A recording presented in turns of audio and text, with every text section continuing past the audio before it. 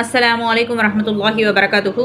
அல்ஹம்துலில்லாஹ் நம்ம போன பதிவில் பாடம் 8 பயிற்சி 4ல் வந்து ஒரு லைன் மட்டும் கம்ப்ளீட் பண்ணியிருக்கோம். ஸோ இப்போ பேலன்ஸ் இருக்க 3 லைனை வந்து நம்ம கம்ப்ளீட் பண்ணிடுவோம். ஸோ இதில் என்னென்ன ஹரக்கத் கொடுத்துருக்காங்க, ஹரக்கத்னா ஃபஸ்ட்டு என்ன சொல்லியிருக்கோம், அதாவது அரபி எழுத்துக்களுக்கு மேலே போடக்கூடிய குறியீடுகளுக்கு பெயர் தான் நம்ம ஹரக்கத் அப்படின்னு சொல்லுவோம். சரிங்களா? ஸோ ஹரக்கத் அல்லது இஅராப் அப்படின்னு சொல்லியும் சொல்லுவோம். ஓகேங்களா?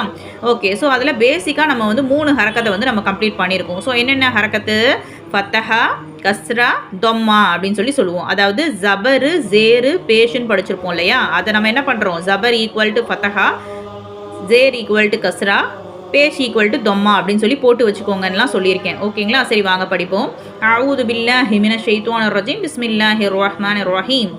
குதிர, குதிர, ஜுஇல, ஜுஇல, ஜுஹில, ஜுஹில, நுகீச, நுகீச.